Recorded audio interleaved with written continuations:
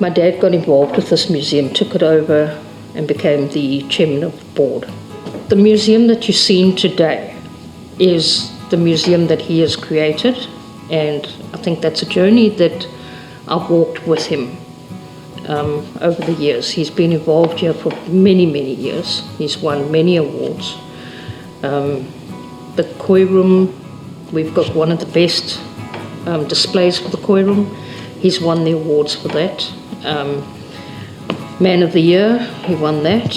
And he's the one who initiated the EPWP program for our museum, whereby we get staff, to be able to work for us on a training basis. I've taken over now as the manager. He's staying on as the chairman, and I love it. Something that intrigues me. History intrigues me.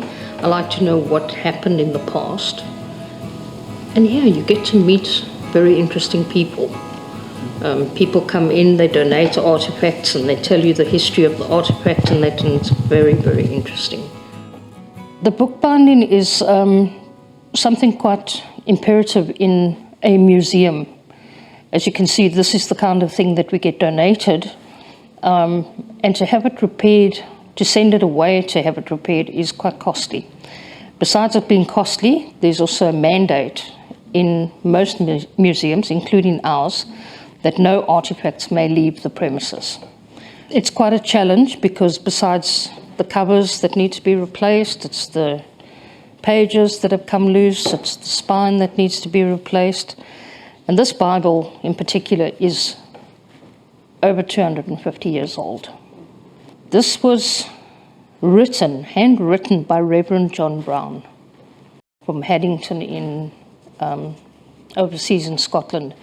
And it's his own notes that are actually in this Bible. And even though it's the King James Bible, he's followed the King James Bible, but he's actually put his own notes, his sermon notes, his hymn notes, his interpretation of the Bible, etc., etc., etc.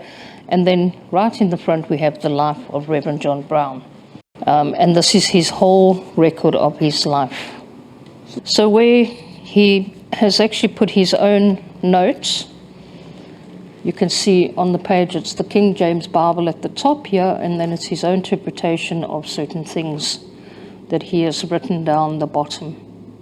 And then of course the illustrations. The illustrations are really actually intact. The pages are not intact, but the illustrations, and if I can find one for you, you can actually see it was actually done in oils. And there we have an example of one of the illustrations. And the reason why it's all come loose is because what you have on your spine is called a mole.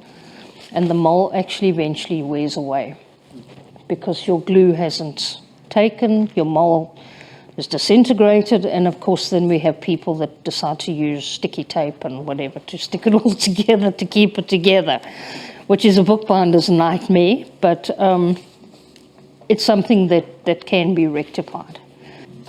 The value of this Bible is, I would have to have it valued with a book appraiser, but I can tell you now that it's off the page. And our little museum is very blessed to have it, and I'm very blessed to be able to repair this. There's a lot of repair work. As you can see, the pages are torn, spine is missing, the covers are loose, but once it's all done, it's going to look amazing. It's good to go for another 100 years, 150 years at least.